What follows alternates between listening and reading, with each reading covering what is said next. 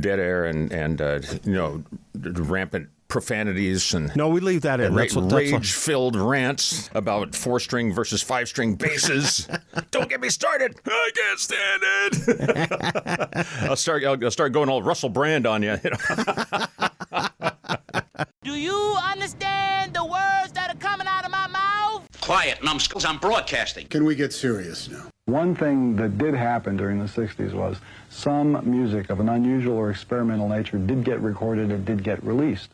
Now look at who the executives were in those companies at those times. Not hip young guys. These were cigar-chomping old guys who looked at the product that came and said, I don't know. Who knows what it is? Record it, stick it out. If it sells, all right. We were better off with those guys than we are now with the supposedly hip young executives who are making the decisions of what people should see and hear in the marketplace. Success in the music business begins with a dream, a vision. This podcast will give you, the listener, the insight and tools to turn that vision into a reality. Meet the industry professionals who work day by day behind the scenes, helping to make those dreams come true. Welcome to the business side of music. In the studio today, sitting across the podcast table. We've actually tried to make this work a couple times, and extenuating circumstances got in the way, but we have him in the studio here today. Vail Johnson is sitting across from us. Welcome to the show. Thanks a lot, Bob. I appreciate it, man. You and I have something in common, but that's about as far as it goes, and that is we're hairstylists. Hairstyles, Yes. Okay, so we have two things in common. Hairstyle, and we're both bass players. Yes. But that's where it ends, because a few weeks ago I saw you perform live with the Fusion Kings, and I promptly came home and cut the strings off my bass and threw it in the trash. So thank you very much for just bursting that bubble with brother. me. Oh, that was a lot of fun, though. I'm glad you came. That was a great show. Yeah. We're going to talk about that, but we're going to talk about you. That's why you're here today, is talk about Vail Johnson and what you're up to and all the really cool things you have done in your life. Let's start at the very beginning. All right. You started out as a bassist, or did you pick up another instrument in your youth? How did that all come together? I started on trumpet. I chose. Oh my gosh, me too. You didn't too? I love it. It's so funny that the longtime drummer in Kenny's band, he passed away like 13 years ago. He started on trumpet, and our percussionist that's been there this 30 years, he started on trumpet. It's just crazy how many people started on trumpet. Yeah. And obviously didn't continue it because it's the dumbest instrument ever. It's so hard. I think some of the trumpet players listening to the show may disagree, but yeah. It's so hard. Compared to playing bass. Well, it's compared to playing anything. I mean, what else demands that embouchure like embouchure, that? Yeah. It's so hard. It's real easy to sound bad. Well, and the thing is, you listen to some of these top trumpet players, horn players, and you just look at them and go, how do they do that? Right. Yeah. But then I look at you playing bass and I go, how did you do that? Right. So you started out as a trumpet player. Yeah, started out... that was kind of the thing. I grew up in Seattle, and Seattle the public schools had a wonderful music program in all the schools. And fourth grade was the year where you pick an instrument and you join either the orchestra or the concert band. Right. In elementary school. And so we're talking 60, 70 piece orchestra, 60, 70 piece concert band in elementary school. Wow. They're both. And they had several choirs. And anyway, so I come from a musical family, so it was already just assumed you would play music. Were both your mom and dad musically inclined? Dad wasn't at all, but our mom, I'm the youngest of 7 boys, all musicians, and our mom was a professional musician, and so was her mom and her grandmother. So it goes way back. They're all professional musicians, that we could track back into the late 1800s. Yeah, so I started in fourth grade, started on trumpet because I thought it looked cool, and, learned how to read music and took private lessons and all that stuff and played that. By the time I got to 7th grade, I had become really interested in bass. And I blame it on the Beatles, really, because that would have been around the time of it wasn't current because I know Rubber Soul came out, I think, 65 or something. But so I'm talking like in 68 or something like that. I heard Rubber Soul, and it's like the bass part literally jumped out at me. It was the loudest thing there. To me, it hit me. It was louder than all the music, louder than the vocals. It was like the bass line. Paul McCartney's bass lines really just sang to me. And I thought, wow, that's really cool. We had this old acoustic guitar sitting around the house that nobody really played. And of course, it hadn't ever been tuned, and I had no idea that you tune it or anything like that. And so I just start plucking around on that, copying the bass lines. Yeah. So 7th grade, I think my dad bought me I got a bass and a little amp, and started doing the garage band thing. And what was your first bass? What did you have? I remember it. It was called, the brand name was Sekova, Sekova. I have no idea where it was made at the time, but it was a copy of a Telecaster bass. Okay. And then I had a Harmony amp. It was a single 12 and a separate little head. It was probably like 20 watts or something, solid state, but it was covered in blue padded vinyl, like blue tuck and roll upholstery, like the old custom amps. Right. An old Harmony amp, and I thought that was awesome. Wow! And so I started the garage band thing, and there was a lot of people that played guitar and drums and sang and stuff. So kind of going through all different kinds of players. There was just a lot of music around everywhere in Seattle. It was really great for that. When you talk about Rubber Soul and the Beatles, was that your primary musical influence? Because obviously you lean real heavily into jazz. Yeah. What were you listening to growing up? Man, we had, as far as what I liked the Beatles stuff. And I still remember when I got my first turntable, we had the Let It Be. I got the vinyl. And I had this little turntable. It was like in the shape of a tiny suitcase. It had a cover, and it had 2 little speakers. It was actually stereo. And I remember sticking my face right down as close as I could get to the speakers because I could hear the stereo separation in those the Beatles tracks, because they would hard pan things left and right. And the strings, when they do the long and winding road, jump, jump, orchestra. And I'm like, oh, wow. In the stereo, I would just play it over and over again, that intro, the first 4 beats, and I'd put it back, just listening to it. So I was into the Beatles early on, were the biggest thing for me. Yeah. Did you realize at some point that you were going to be a jazz player? You say you played in garage bands and you played the rock and roll that garage bands would play. Right. But that transformation that you went through, when did that happen? Well, I thought I was going to be a rock guy. That's kind of what I was doing. And that's what you were aiming for. Yeah. Because then I really got into Emerson, Lake and Palmer, and Yes, those were really big for me. And all the Chris Squire stuff, I just loved that. So, and then Kansas was huge for me. I loved David something, that bass player. So you were really into like the prog rock at that point. I thought that stuff was fantastic because the bass parts were really interesting. Yeah. And of course, Led Zeppelin's probably, if I had to pick 2 favorite bands, it'd be Led Zeppelin and Earth, Wind & Fire. So I was majorly into Zeppelin. John Paul Jones was a big influence on me, but the Chris Squire stuff, the little more grungy with the pick, and John Paul Jones used to pick sometimes, but I just loved all of that stuff. So I thought I was going to be this rock guy. So all through high school bands, and we were actually doing gigs, and we're doing some, we were playing Ted Nugent and Molly Hatchet and stuff like this. But then also, like some Chicago, because we had a couple of guys that could play horns, and then once I heard Tower of Power, oh my gosh, then I started going, oh, what the hell Rocco is this? Prestia. I go, what is this? Because the syncopation I had not heard like that. Yeah, and I'm listening to it, and I'm just going, what is happening?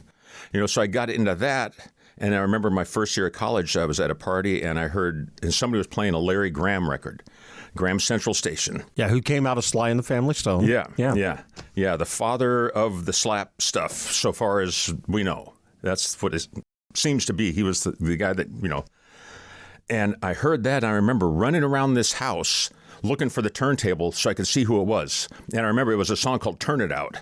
It was like boom, boom, boom, boom, boom, boom. It's like the sound. I'm going, what is that? What is he doing? We didn't have videos, obviously. We had no YouTube. Yeah. So I find this record and I go and buy it, It was Graham Central Station, the one with like an airbrushed spaceship on the cover, right? That was big back then, this whole spaceship things, I remember Herbie, the Headhunters, he had a spaceship on one of his records. But I got that record, and I'm just trying to figure out, how does he make that sound? I didn't know from thumb pluck any of that stuff. I'm just thinking, that there's that sound. How do I do that?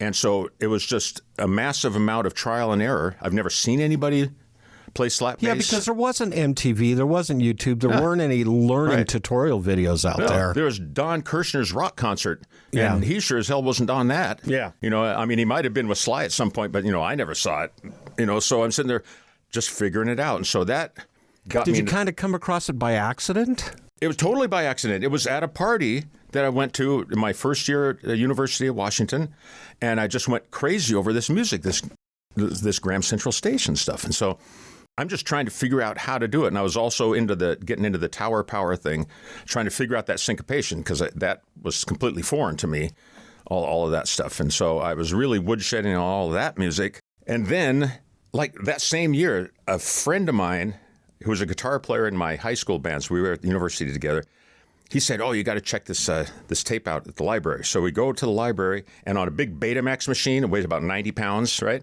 Big Betamax machine, and a screen that must have been smaller than our phones now, They had at the library a Betamax copy of the 1976 Downbeat Poll Award winners concert. So what I'm looking at is Billy Cobham and Chick Corea and George Benson and Al Di Meola and Ron Carter and Gary Burton and Thad Jones and Sonny Rollins and freaking Stanley Clarke. And here he comes with this boom, boom, boom, boom, playing those fifths and strumming it down. Now I'm seeing what he's doing. I'm going, that's how you do it. And I saw Stanley Clarke. So then that's when I started going in the jazz side of things, and I got into the Chick Corea stuff and the Return to Forever. And then, of course, once you're looking into that, then Weather Report and Jocko comes, and all these amazing bass players. It really appealed to me because the bass was so interesting. So that was kind of when I went to the rock, I went to the funk, and then the jazz thing came after that. In the studio with us today here in Nashville, Tennessee, sitting across the podcast table, is Vail Johnson. Hi, I'm Rachel Bronstein with Life's Jam. Check out my episode on the business side of music. You're listening to the business side of music.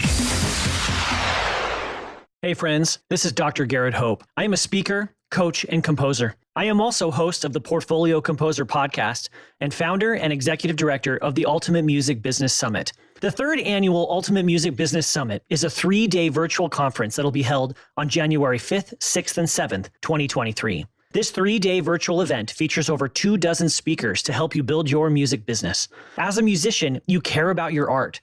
You want to make a difference in your community and in the world. You want to pass your knowledge on to your students, and you want to do more than trade your time for money and just get by every month. UMBS is all about the one thing you didn't learn in music school, realizing that you are a business. It offers dozens of ways to build a career as an independent musician, including marketing, copywriting, studio development, mindset, money, and networking opportunities. Whether you're a composer, touring musician, studio teacher, recording artist, or professor, UMBS is for you. Get your ticket now at musicsummit.biz. As a musician, you have a dream, that vision of what success looks like for you. Though it's not only about the money, money is part of it. Whether you've been extremely successful or you're just striving to maintain a regular cash flow, you need a plan. Money Concepts can help you develop a customized plan to achieve the financial stability and success you want. For over 40 years, Money Concepts has been providing holistic financial planning services to individuals, families, and business owners. As an independent firm, Money Concepts and their associates are committed to always represent the best interest of the client. It's really about a committed, benevolent interest in them personally. This independence, coupled with that committed, benevolent interest, means they represent you, the client, not a product supplier.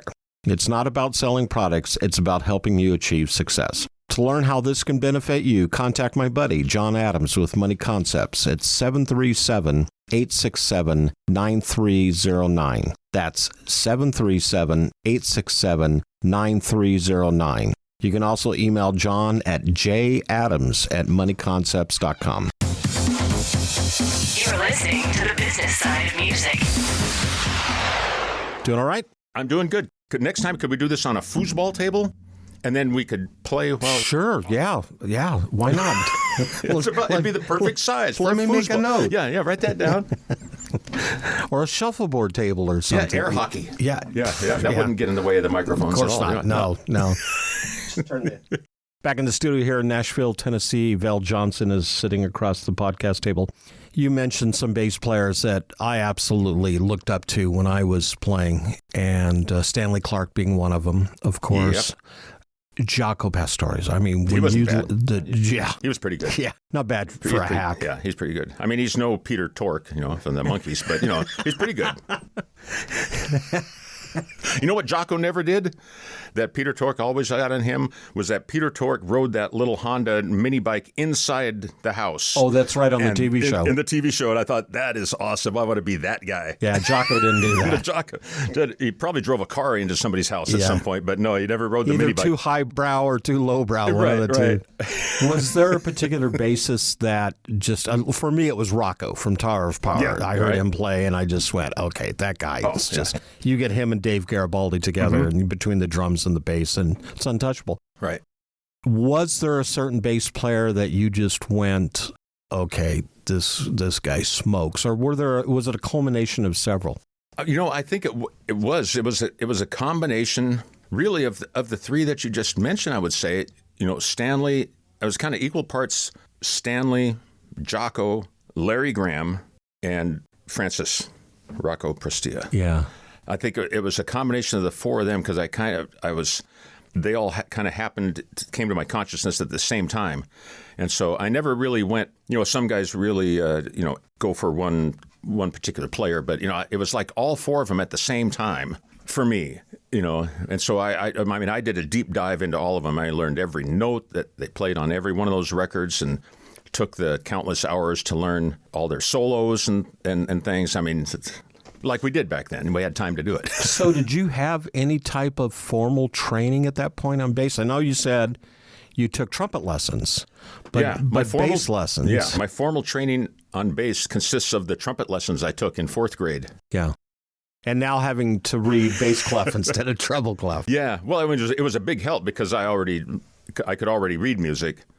I took to that. Well, yeah, it's easy to take to stuff when you're 10 years old. So I took to that pretty quick, and then just changing it to bass clef and I did buy a book, the Rufus Reed, The Evolving Bassist, and I've talked to other people about that, and they say I bought that book too, and so that helped me along. Really, I'm just kind of identifying, the notes and a few simple scales and chords and such, but That helped me along a little bit, I think. I liked that one. Did you play upright bass at any point? No. Well, I'll take that back. I actually did on a tour with Kenny G back in, I forget what was the name of the record. He did a record that came out, might have been called Duets. No, it was another one where on the right, he did a bunch of old jazz type tunes. Standards type thing? Yeah, standard stuff. And so I rented an upright and practiced for a week on it before we went on a tour, and then played it for that year of doing those tunes. Because we would do a cool thing. We would play 2 or 3 songs down in front of the because we had a really big set back then, a big stage, big set, and we'd all come down in front of it.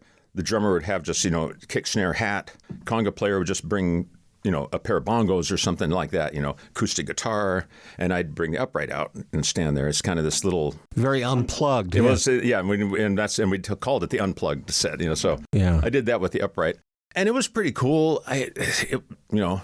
It's really hard to play, and I could never reconcile back to the electric. It'd take 2 or 3 songs for the electric to not feel like a toy. Yeah. And so I never got comfortable. Well, you play it for a year. What do you know? But I played it good enough to play those tunes, because I always played fretless, so that wasn't an issue. Just getting used to that, the really heavily radius neck, and the scale wasn't too too off. You know, But it is a different feel because I actually started out playing upright bass. Okay. In junior high orchestra and almost immediately picked up bass guitar. Yeah. And of course, I had a Vox Apollo 4. Wow. With a little Hilgen amp. I think it had a 12-inch speaker in it, probably 15 watts. Yeah. And my sister played upright bass in orchestra. So when she graduated, I inherited the bass. And, nice. And you're right. It's a kind of little two different terra firmas that you have to get used to. Yeah. But at the same time, I always loved the sound of the acoustic bass, the whole fretless type of atmosphere, whether you pluck it or you bow it. Yeah. But the bass guitar, at that point when you really started getting serious, did you move into a new bass guitar? What became your bass guitar of choice? I have to ask you that. Well, let's see. I would think it was after I had that Sakova for a while, and once I got into the Jocko thing, I thought, okay, well, I'm going to turn it into a fretless. And so rather than pulling the frets out and doing the epoxy thing. Don't tell me you filed them down. I did. That's what I did on my Precision. I did. Yeah. I put a belt sander in a vise and got the neck out and just filed the shit out of that so that all the the frets that were in the fingerboard are still there. Yeah. You know? And boy, was that god awful. That was but talk about a learning experience. Yeah. But then I bought a Kramer. That's the Kramer that I still have today. Then the one I was playing at the show. Right. That Kramer. That one I bought it. It was a fretted, and it had it was a 450 Deluxe, I believe was the model. It had two big soap bar pickups, totally in the wrong spot. One right by the neck and one right by the bridge. You know. Yeah. And so tore those out. Had a whole bunch of different kinds of pickups in there. But like 2 years later, I found I think it was a 4500 DiMarzio version of the Kramer bass that had a fretless neck. So I just swapped the necks, got rid of the fretted neck and that body, and that's the one I've played that since then. So that's been it's kind of your Frankenstein bass. Been like 44 years probably. I've had that bass. Wow, you've kept it that long. Yeah. Yeah. Yeah. I remember, and I remember I paid $750 for that bass. Which was a lot of money back then. 78. Yeah. Yeah, that was a lot of money. That was a lot of money. I totally got suckered on that one. Well, you've got your money's worth out of it. I have gotten my money's worth, yeah. So I resurrected it. I hadn't played it in quite a while. And so I resurrected it, and I bought a new Bartolini pickup because that was what I initially liked. But I got rid of that and put EMGs in it for some reason. But then I switched back to just a passive Bartolini in there, just a single one. Angled, with the G string angled closer to the neck, because I experimented around with angles and I found the tone that I like at that angle. So that's the one I used for that Fusion Kings show. Stuff that you don't even think of when you're 12 years old. You just you're just plucking at it. So you played with Kenny G. Yes, and indeed. Now, how did that gig come about? I was playing in Seattle I'd been playing for about 10 years doing the bar scene, and back then, as you know, you could play the Black Angus, the Holiday Inns, every place that had a bar almost would have a band, and it was 5 nights a week, 6 nights a week, 4 sets a night, and so I had been doing that for like 10 years, traveling around mostly just the Northwest, and doing all that kind of stuff, top 40 bands, doing the hotel bar circuit. Yep. And that was really cool, but I met the guy, Tony Gable, who had been playing percussion with Kenny. This is all in Seattle. He told Kenny about me. He came saw me play with this really great blues band in a sleazy blues bar in the University District in Seattle. And he said, "Oh, Kenny, you got to go, check this guy out." So Kenny came and saw me play, which I didn't know. He just came and checked it out, and he liked what I was doing. I was only playing my Kramer, that Kramer fretless, but I was slapping on it like crazy, doing all the funk stuff on the fretless because I never let anybody say no, you can't do that, So yeah, I was just that's what I was doing. That's the only bass I had, just playing that. And Kenny actually called me up.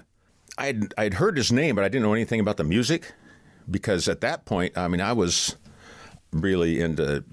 I was like hardcore fusion, like jazz rock fusion was the thing for me at that point, even like with the Jeff Beck stuff and all of that. I loved that. So I was kind of that way, rock edge, but a little more interesting than just straight up rock music. And so I didn't know anything about what he was doing, but I had all that funk chops, So he had me come over for a session, which I find out later was my audition, But he said, "Yeah, come over. I want you to play on a couple of tunes." So I played on a couple of songs that were on that upcoming record, And he just asked me to join the group. So that was 1986. Kind of sight unseen, but you got the gig. Right. Yeah. Well, I didn't know. Yeah, I didn't know that he was, kind of checking me out for his band. I thought, I'm just going to go over and play on a session with him, and that's cool. And we're going back out again. We got six countries. Yeah, we're doing Dominican Republic and Puerto Rico, Brazil, Chile, Peru, something else. Yeah, somewhere in Mexico, Cancun, I think. And when I read your bio, you've literally have traveled all over the world. You've been in like 80 countries. Yeah. Yep. And the bass playing style, when you go to different countries, different bass players come up to you and chat with you, or sure, do you kind of see the cultural change or the cultural significance when you go into each different country? Oh, absolutely. Yeah, that's the best thing about traveling, I think, is seeing how different everything is. And especially 20, 30 years ago when places were really different. Like I remember my first times to Japan and Korea were, that was before Kenny. And I was playing in a band with a couple of my brothers. We were doing all of these Air Force bases. It was for the military, playing at their officers clubs, so top 40 stuff. But seeing Japan and Korea back then in the early 80s was really cool because it was really different than it is now. Now it might as well just be any big city in the world, metropolitan market. Yeah, but back then, there's no signs are in English. Nobody speaks English. And it was really a challenge to get around and see things, but it was really fun because it was an adventure. There was no easy way to find your way back. I mean, you had to kind of rely on yourself. We learned early on, you always take a business card from the hotel because it has the address on it in whatever language that's spoken wherever you are, and you can hand it to a cab driver. And hope they'll get you back there. And hope, yeah, we did get almost kidnapped one time by the percussionist and me. It was weird. It was in Venezuela, but so seeing all the different places. Like the first time we went to China, we were the first major Western act to play in China in the 90s. We went over. There was huge gigs. It was a big deal, and because Kenny's music, oddly enough, was really popular there, and he had sold millions of CDs and, of course, not gotten a penny because it's all counterfeit, all bootleg stuff. Yeah. Yeah. And so he was saying for a long time, he goes, "Man, I got to go there and make some money because they love the music. They're buying all these bootleg records, but I'm not making any money." So we did go over there and had this enormously successful run. And this would have been 25 years ago, and China was really different than it is now. We've probably been there 10 or 12 times since, but. When you talk about Kenny G, and this is a question that, especially when I hang out with different jazz people, you're probably going to know where I'm going with this. How would you classify his music? And I preface that by saying I remember once I was working at a jazz festival, and the front of house guy, for whatever reason, put on a Kenny G CD, and the crowd kind of booed. Oh, really? But funny. So how do you describe his music in the world? Would it be considered jazz? Would it be kind of that soft jazz? Or I want to hear it from you, what you consider it when you're on stage with him. I agree with Kenny's description of his music, and it's pop instrumental. That's a good description. That's exactly what he's always said. Yeah. He's never tried to be anything else. Well, he's never tried to be anything other than himself. Exactly. So what he plays is exactly what he's feeling. Yeah. And that's why it works, and that's why everybody else has failed to try to replicate his success, because you can't copy somebody and make it work. It doesn't work. Oprah, I guess, discovered him, quote unquote. That really seemed to maybe launch him. Nah. I mean, I was on that show with them when we did Oprah. I don't think so. I think really the biggest thing was the Tonight Show with Johnny when we got on that, because we did Oprah, we did Joan Rivers and that stuff, and that might have helped a little bit. But when we did the Tonight Show, that was huge. I mean, he sold hundreds of thousands of records based off that appearance. That week. Hundreds of thousands of records. That's unheard of. Week. It was insane. Yeah.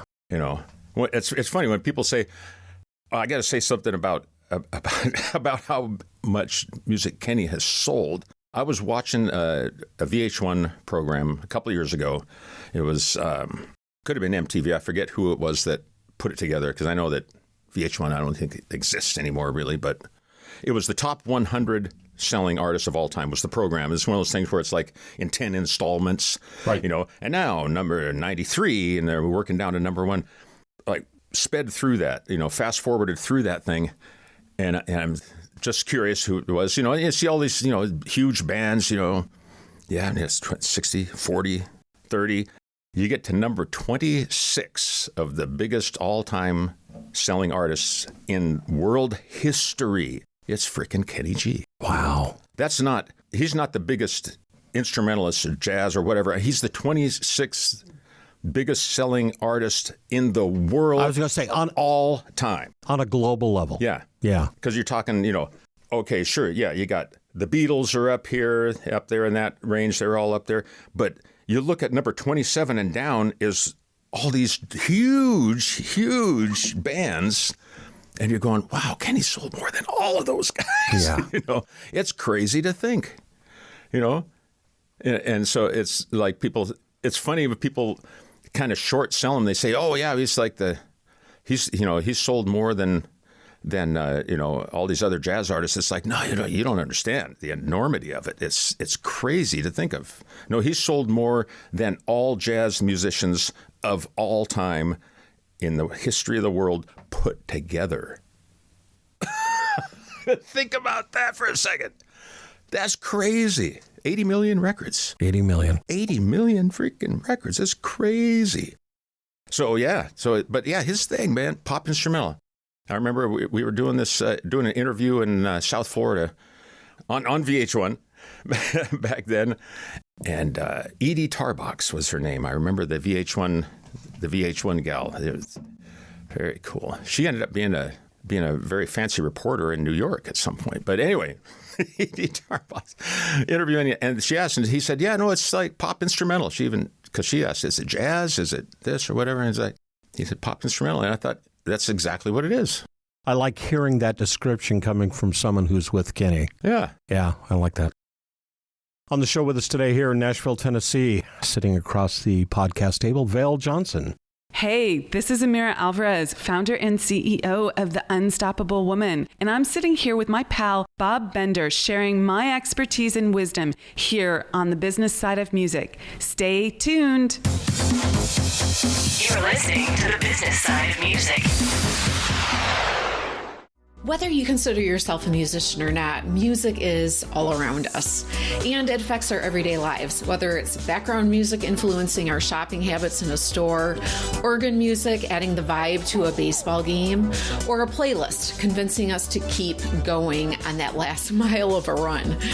I'm Mindy Peterson, host of the podcast Enhance Life with Music, where we take a holistic look at music's benefits through the lens of science and medicine, entertainment, and business.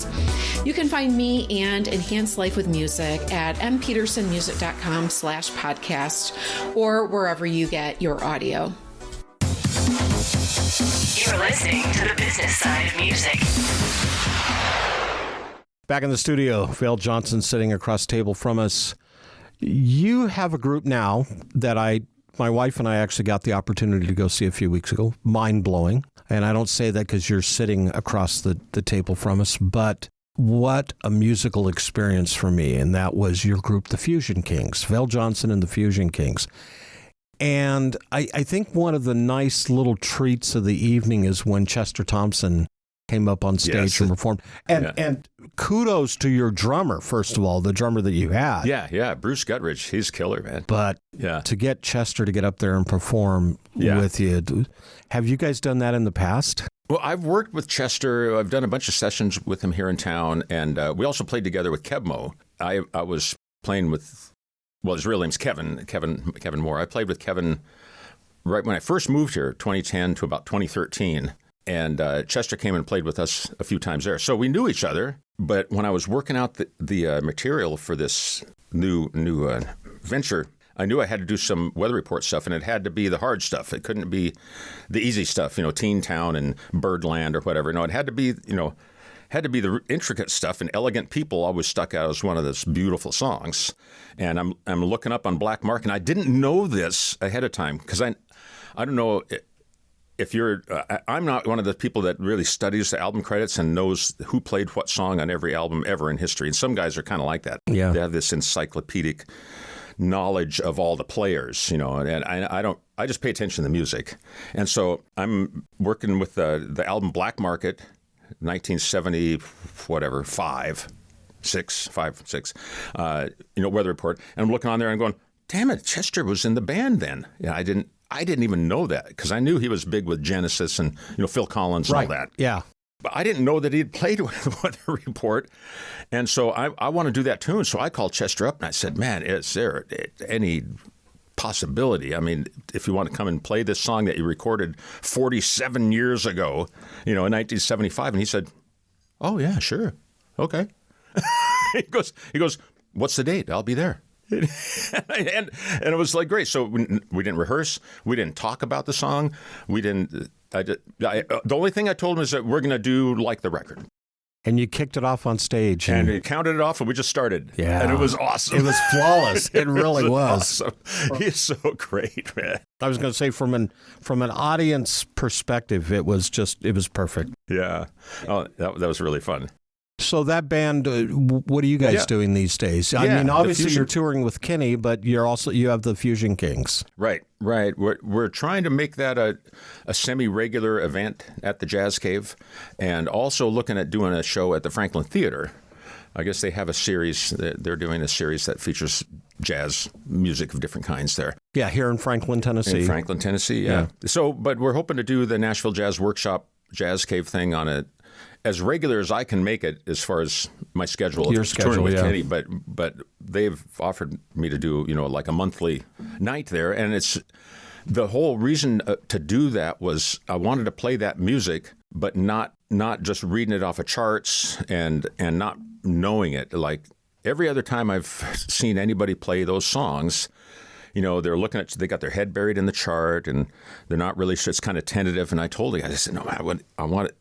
We need to know this stuff as well as we possibly can and really play it. That was the point of the band.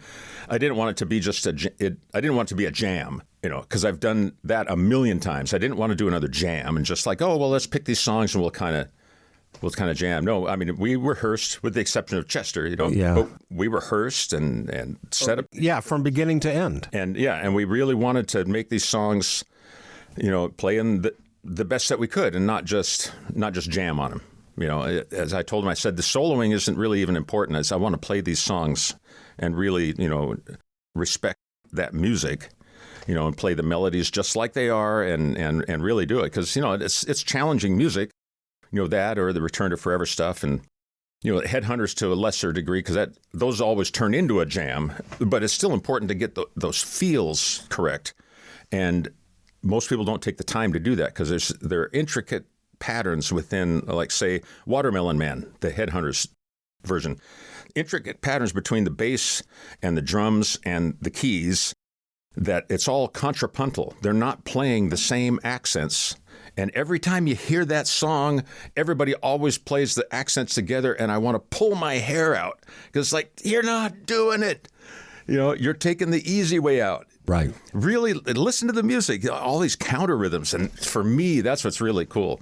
Probably because I dissected that Tower of Power stuff to such a minute level. I really got into all those different counter rhythms, all the different players. And so that's really important to me.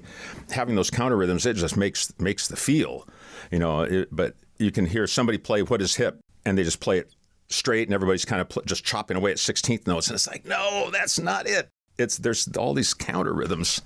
That's what makes that stuff sound special with Garibaldi and Rocco. Yeah, it's the punctuation of the thing. Bruce Conti, his guitar playing, whom I played a lot with in L.A., he was great, man. What a great guitar player. But yeah, all that stuff, those counter rhythms is what really makes it special.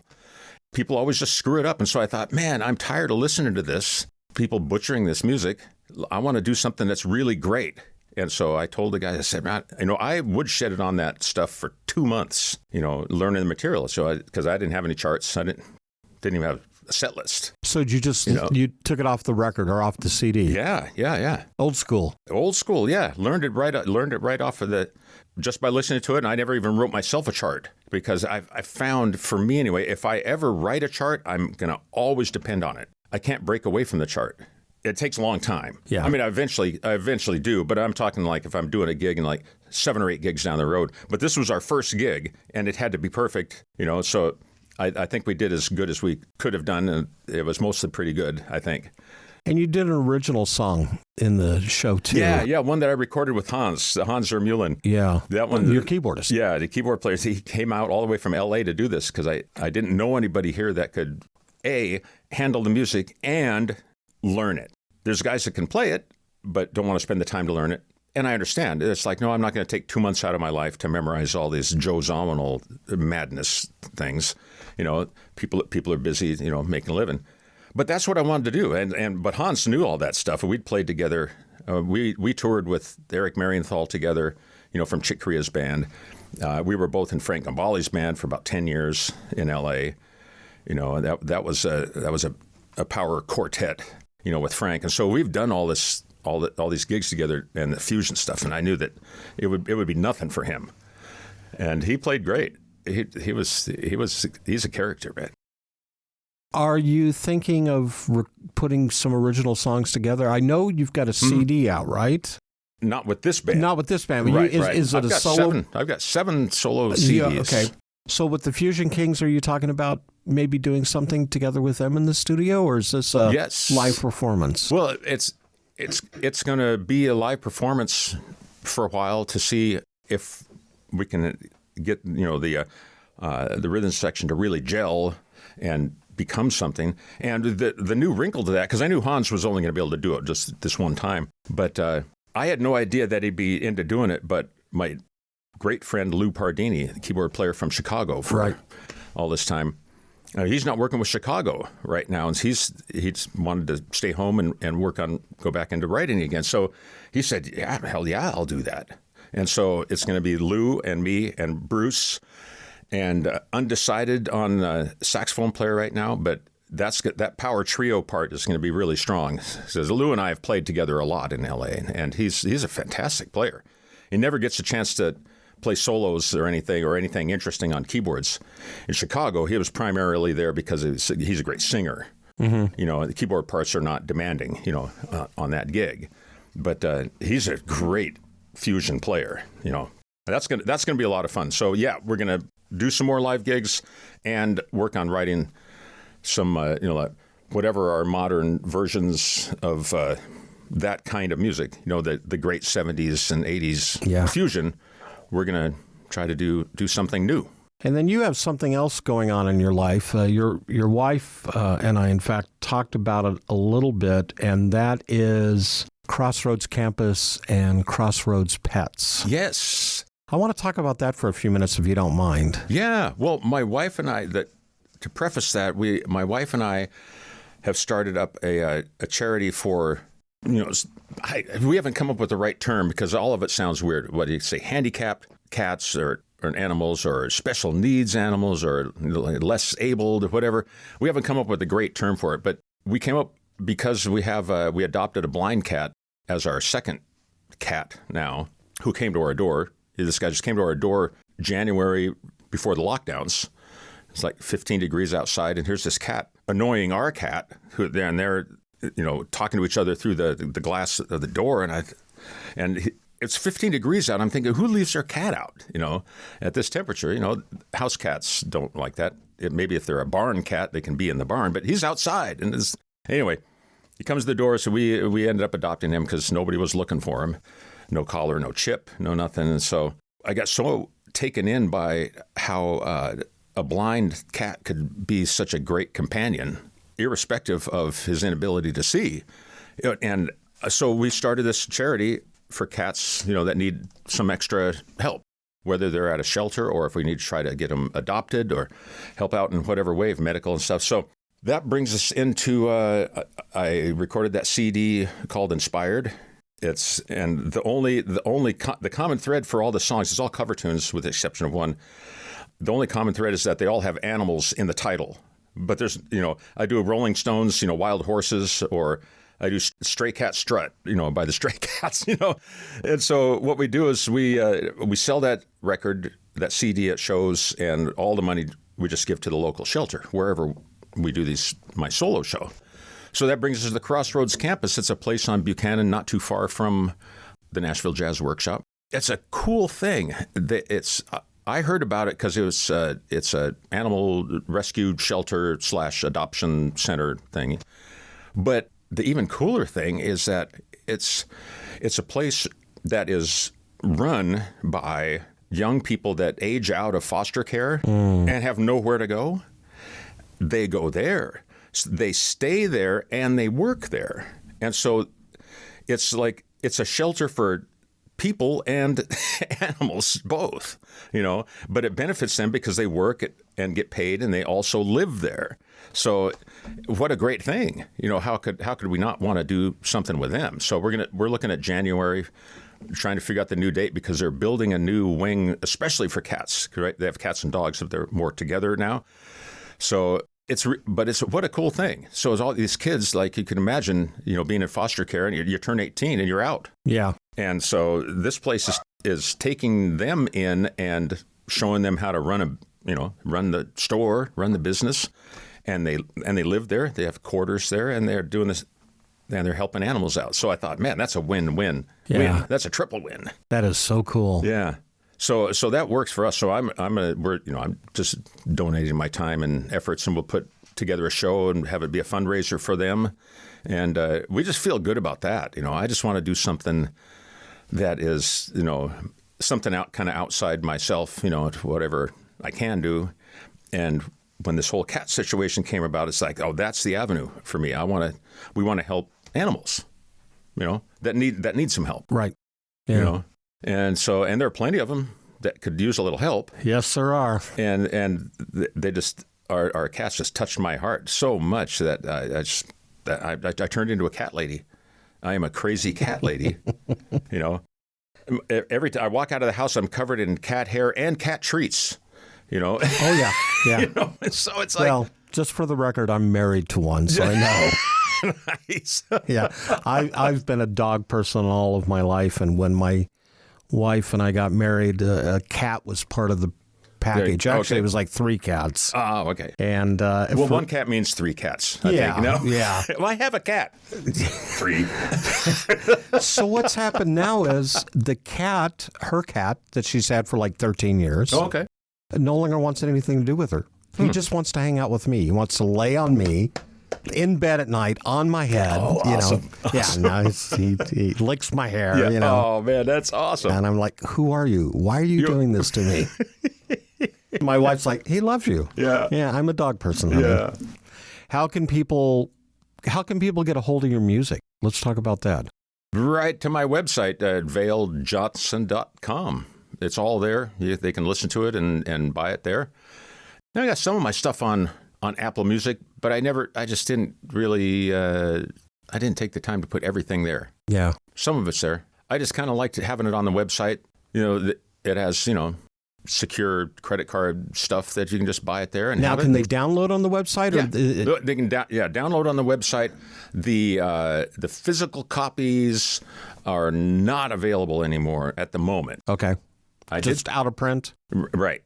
I just got to decide about that, because not that many. I have a small stock of all my CDs, and I sell them at the shows, and that seems to work out the best. Have the CDs sell at the shows. And then as far as online, it's not that many people were buying the physical copies. People seem to like to have the downloads. And so I kind of tailored that for people that want the downloads. I'm an old school kind of guy, so I'll probably wind up ordering a couple of your CDs before it's over with. Right on.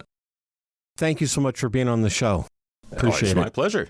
Yeah. The Business Side of Music is the creation of Tom Sabella and Tracy Snow and is produced by Bob Bender. The Business Side of Music is recorded at Music Dog Studios in Nashville, Tennessee. Production sound design by Keith Stark. Voiceover and promo by Lisa Busan.